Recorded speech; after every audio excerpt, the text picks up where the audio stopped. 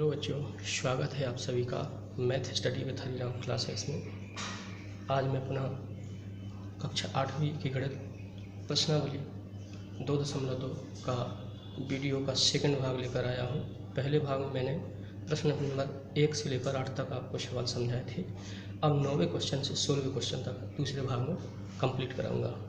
ठीक है, तो देखते हैं 9वां क्वेश्चन। राहुल और हारून की वर्तमान आयु में अनुपात 5:7 है। यदि 4 वर्ष बाद उनकी आयु का योग 56 वर्ष हो जाएगा तो उनकी वर्तमान आयु क्या है। तो ध्यान दीजिए, जो अनुपात होता है तो अनुपातिक जो अंक मानते हैं उसको x माना जाता है। तो माना राहुल की वर्तमान आयु 5x वर्ष और हारून की वर्तमान आयु 7x वर्ष। ठीक, फिर 4 वर्ष बाद उनकी आयु निकालेंगे। देखते हैं इसका हल। तो यहाँ लिखेंगे माना राहुल की वर्तमान आयु 5x वर्ष व हारून की वर्तमान आयु 7x वर्ष। अब इन्होंने कहा है 4 वर्ष बाद जो इनकी आयु का योग होगा 56 वर्ष होगा। तो पहले हमें 4 वर्ष बाद दोनों की आयु निकालना है, क्योंकि वर्तमान तो हमने निकाल ली 5x और 7x। तो राहुल की 4 वर्ष बाद जो आयु होगी अभी वर्तमान में कितनी है 5x, और 4 वर्ष बाद कितनी हो जाएगी इस आयु में, यानी 5x में 4 जुड़ जाएंगे, 5x धन 4 वर्ष।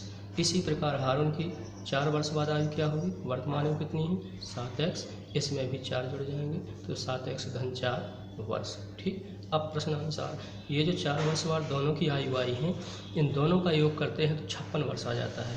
यानी 5x धन 4 धन 7x धन 4, दोनों का योग कितना होना चाहिए 56 वर्ष। ठीक, अब इनको जोड़ें, 5x धन 7x कितना हुआ 7 और 5 12x धन 4 धन 4 कितना हुआ 8 बराबर 56।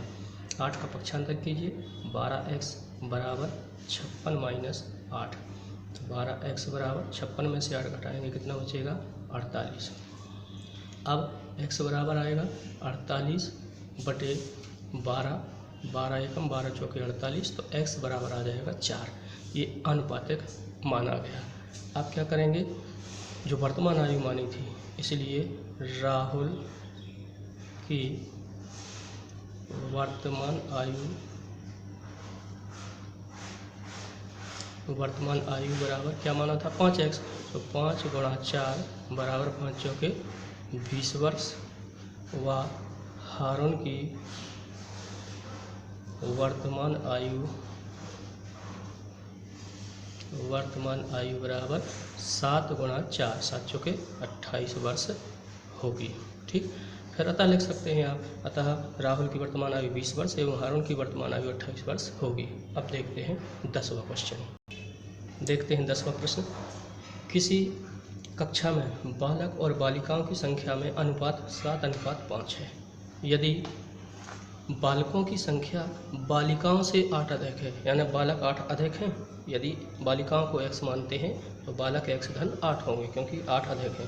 तो कक्षा में कुल कितने विद्यार्थी हैं, देखते हैं इसका हल। तो माना बालिकाओं की संख्या, जैसा मैंने बताया, बालिकाओं की संख्या x और बालकों की 8 अधिक, तो x धन 8, क्योंकि जितनी बालिकाएँ हैं उसमें 8 जोड़ दीजिए। अब प्रश्नानुसार करना है, यानी प्रश्नानुसार कैसे करना है, दोनों का अनुपात, यानी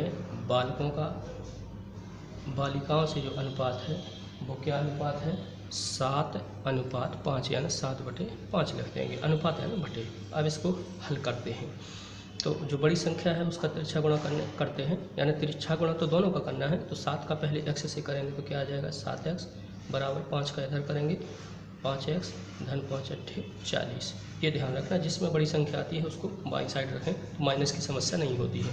अब 5x का पक्षांतर कीजिए, 7x माइनस 5x बराबर 40। 7 में से 5 घटाइए, 2x बराबर 40। तो x बराबर आ जाएगा 40 बटे 2, 2 एकम 2, 2 दूनी 4, 0, तो x बराबर आ जाएगा 20। इसलिए बालिकाएं कितनी हो गई, बालिकाएं बराबर हो गई 20 व बालक बराबर, अब चूँकि 20 धन 8, क्योंकि x का मान 20 आया तो 20 धन 8 बराबर कितना हो जाएगा 28। अतः विद्यालय में बालिकाओं की संख्या, या पहले बालकों की लिख दें, बालकों की संख्या 28 एवं बालिकाओं की संख्या 20 होगी। अब इन दोनों का अनुपात आप निकाल सकते हैं, तो वही 7:5 आएगा। इस प्रकार से 10वां क्वेश्चन पूर्ण होगा। अब देखते हैं 11वां क्वेश्चन। 11वां क्वेश्चन है, वाईचुंग के पिताजी, वाईचुंग एक बच्चे का नाम है, इनके पिताजी उनके दादाजी से 26 वर्ष छोटे हैं, दादाजी से, और उससे 29 वर्ष बड़े हैं। यानी किससे बड़े हैं? वाईचुंग से 29 वर्ष बड़े हैं। यदि तीनों की आयु का योग 135 वर्ष है तो तीनों की आयु अलग अलग ज्ञात कीजिए। तो देखते हैं इसका हल। तो इसका हल देखते हैं।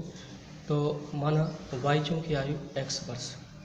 अब इन्होंने ये कहा है कि जो पिताजी हैं उसके दादाजी से 26 वर्ष छोटे हैं और वाईचुंग से उसके जो पिताजी हैं वो 29 वर्ष बड़े हैं। तो हम वाईचुंग की आयु x वर्ष मानते हैं, पिताजी की आयु x धन 29, क्योंकि 29 वर्ष वाईचुंग से बड़े हैं। अब दादाजी की जो आयु है, इन्होंने कहा है कि पिताजी 26 वर्ष छोटे हैं दादाजी से, लेकिन हम क्या करेंगे, पिताजी की जो आयु है उसमें 26 और जोड़ देते हैं तो दादाजी की आयु आ जाती है। यानी x धन 29 धन 26, 26 में 29 जोड़ेंगे तो x धन 55 वर्ष। अब तीनों की आयु का योग, यानी ये वाईचुंग की आयु प्रश्नानुसार लग के, धन पिताजी की आयु धन दादाजी की आयु बराबर 135 वर्ष। अब इसको हल करना है। x कितने हो जाएंगे? 3x बराबर धन लगाएंगे, 29 और 55 जोड़ेंगे तो 9 और 5 14 के 4 हाथ से लेकर 5 और 2 7 और 1 8 बराबर 135। तो 3x बराबर 135 माइनस 84। ठीक है, तो 3x जो का त्यों बराबर 5 में से 4 घटाया 1। अब यहाँ 3 से सीधा 13 में से घटाएंगे 8, 13 में से 8 गए 5। तो x बराबर 51/3, 3 का भाग देंगे, 3 एकम 3 बचे 2, 3 7 21। तो x बराबर आ जाएगा 17 वर्ष। x बराबर हो जाएगा 17 वर्ष। इसके बाद हम क्या करेंगे, ये तो आगे वाईचुंग की आयु, इसलिए पिताजी की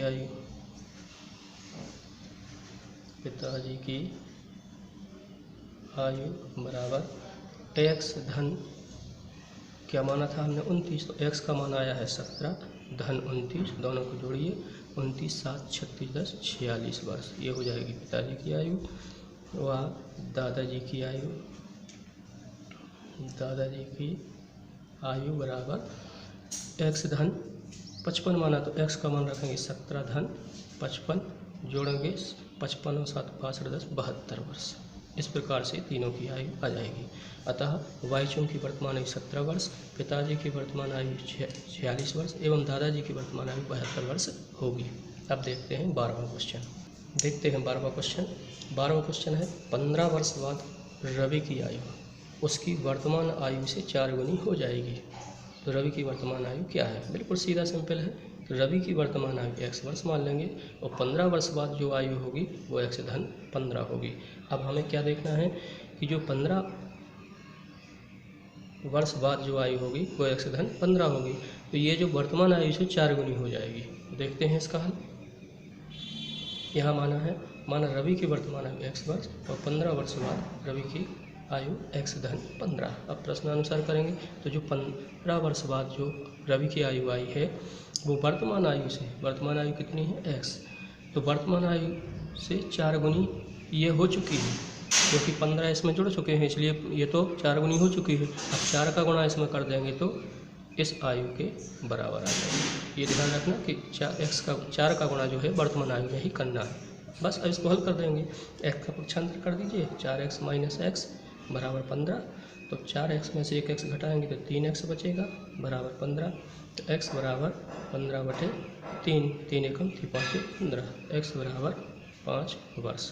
अब इसका अतः लिख लीजिए। अतः रवि की वर्तमान आयु 5 वर्ष होगी। ठीक, अब देखते हैं इसका 13वां क्वेश्चन। 13वां क्वेश्चन है, एक परिमेय संख्या को 5/2 से गुणा कर उसमें 2/3 जोड़ते हैं तो -7/12 प्राप्त होता है। तो संख्या क्या है? सीधा है कि उस संख्या को हम x मान लेंगे, उसका 5/2 से गुणा होगा, क्या होगा? 5/2x धन उसमें क्योंकि 2/3 जोड़ना है बराबर में ये संख्या लिख देंगे। देखते हैं इसका हल। तो हमने यहाँ क्या मान लिया है? माना हुआ परिमेय संख्या x है। अब क्या करना है? इस परिमेय संख्या में 5/2 से गुणा करते हैं। यानी जो x है इसमें 5/2 से गुणा करते हैं यानी 5/2x हो जाएगा। धन इसमें जोड़ना कितना है, 2/3 जोड़ते हैं तो बराबर में आ जाता है -7/12। अब इस सवाल को हल करना है, कुल मिला के ये है। तो 2/3 का पक्षांतर कर दीजिए तो 5x/2 ज्यों का त्यों बराबर -7/12 -2/3 हो जाएगा। 5x/2 बराबर इसका एलसीएम लेंगे कितना आएगा 12, क्योंकि 3 का भाग 12 में जाता है। अब 12 का 12 में देंगे 1 5 1 सकते -7, 3 का 12 में भाग देंगे 3 चौके 12, 4 दूनी 8। ठीक, 5x/2 बराबर -7 और -8 हो जाएगा -15/12। यहाँ पर 3 का भाग जा रहा है, 3 चौके 12, 3 5 15, तो 5x/2 बराबर -5/4।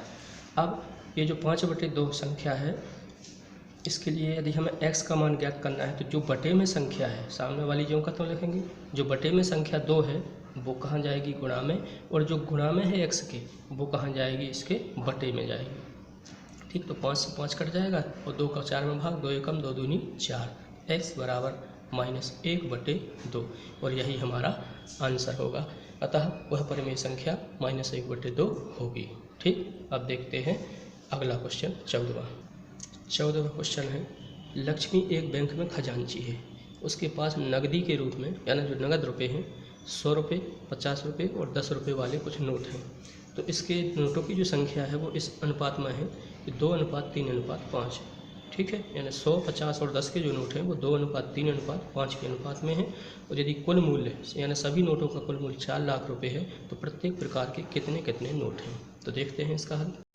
यहाँ पर मैंने डायरेक्ट सीधा माना है, माना 100 रुपये, 50 रुपये और 10 रुपये वाले नोटों की संख्या क्रमशः 2x, 3x और 5x है, क्योंकि 2:3:5 था इन्हीं नोटों का। अब क्या करना है, इन सभी नोटों का कुल योग मूल्य कितना होना चाहिए, 4 लाख रुपये। तो देखिए जो 100 रुपये वाले नोटों की संख्या है वो कितनी है, 2x।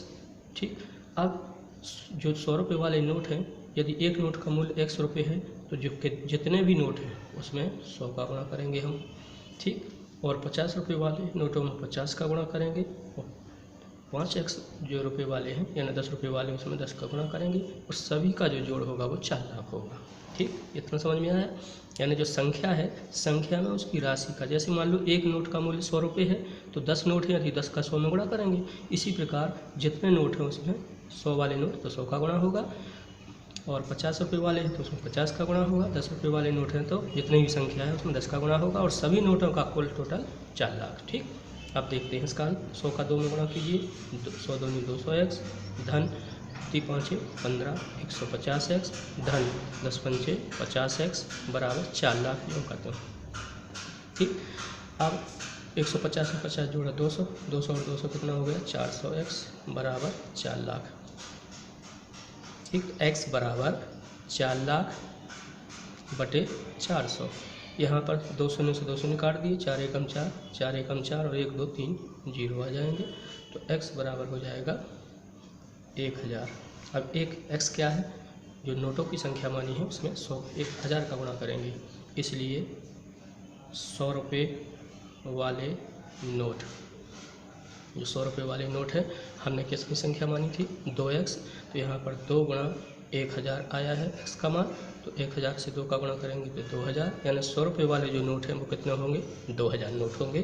फिर लिखेंगे 50 रुपये वाले नोट बराबर 3x, सो 3 गुणा 1000 सो बराबर आ जाएगा 3000, यानी 50 रुपये वाले जो नोट होंगे वो 3000 होंगे। इसके बाद जो 10 रुपये वाले नोट हैं, 10 रुपये वाले नोट बराबर 5x माना है तो 5 गुणा 1000 बराबर आ जाएगा 5000, यानी 10 रुपये वाले कितने नोट है 5000।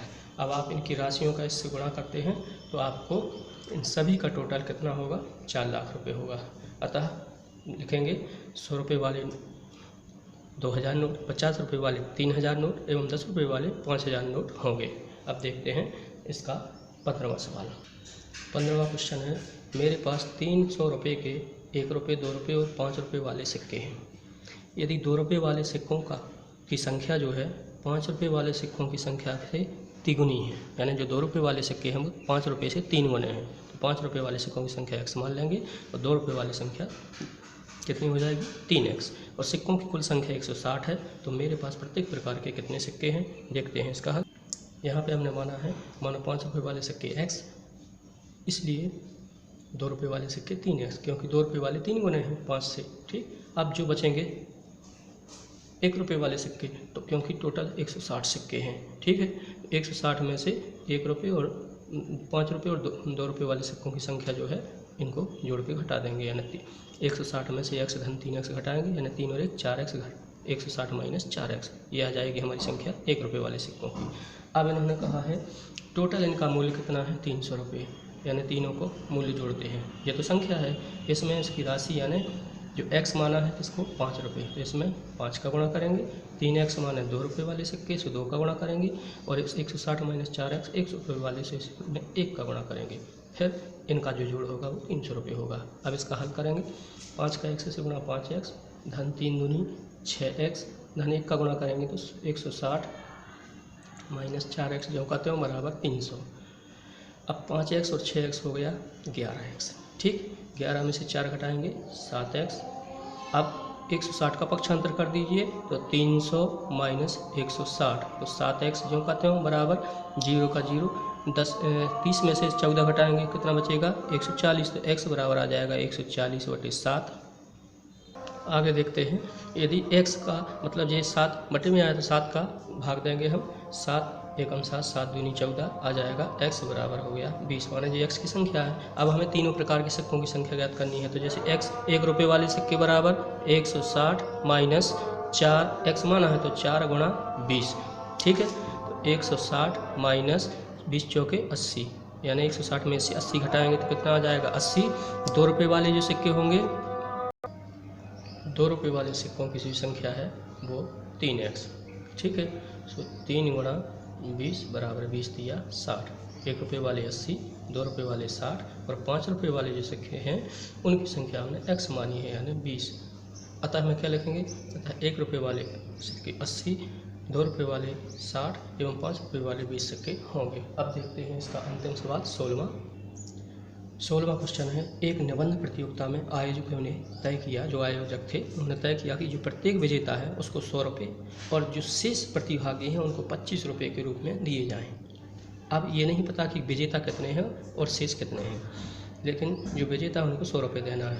और इस प्रकार पुरस्कार में बांटी गई राशि 3000 रुपये है और टोटल जो प्रतिभागी हैं वो 63 हैं। ठीक, तो इनमें से इन्होंने कहा विजेताओं की संख्या ज्ञात कीजिए। तो देखते हैं इसका हल। तो माना विजेताओं की संख्या x, शेष प्रतिभागियों की संख्या 63 माइनस x, क्योंकि टोटल 63 है। अब जो विजेता है उनको 100 रुपये के पुरस्कार बांटे गए, तो इसमें 100 का गुणा कर देंगे, धन 63 माइनस x है शेष प्रतिभागियों की संख्या, इनको 25 रुपये के पुरस्कार बांटे गए, बराबर टोटल राशि हो जाएगी 3000।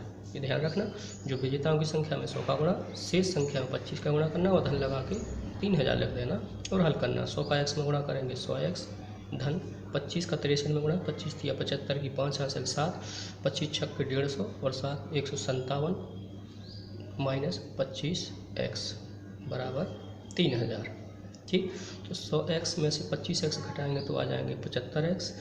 अब ये जो 1575 है उसको पक्षांतर कर देंगे तो 3000 माइनस 1575, 75x जो कहते हो बराबर 10 में से 5 घटाइए 5, यहाँ 9 बचेगा, 9 में से 7 घटाए 2, 9 में से 5 घटाए 4, 3 का 1, 2 बचा, 2 में से 1 गया 1, तो x बराबर 1425/75। ज़्यादा हो तो 25 का भाग दे दीजिए, 25 दिया 75, यहाँ 25 का भाग देंगे तो 25 पंचे 125 बचेंगे। ध्यान दीजिए 1425 में हमने सीधा डायरेक्ट 25 का भाग दिया है, 25 पंचे 125, 12 में से 5 गए 7, 4 के 3, 3 में से 2 गए 1, 175, यानी 25 सत्ते 175 आ जाता है। इस प्रकार भाग कितने बार गया 57 बार, 3 एकम 3, 3 एकम 3, 3 नम 27, तो x बराबर आ जाएगा 19। और जो विजेताओं की संख्या है वो x मानी थी, अतः विजेताओं की संख्या 19 होगी। इस प्रकार प्रश्नावली कंप्लीट हुई। बच्चों, वीडियो यदि पसंद आया हो तो मैं बार बार कहता हूँ कि वीडियो को लाइक ज़रूर करें और कमेंट करके ज़रूर बताएं और वीडियो को सब्सक्राइब ज़रूर करें और अपने दोस्तों को शेयर करें ताकि अगले वीडियो की नोटिफिकेशन सबसे पहले आप तक आ सकें। धन्यवाद।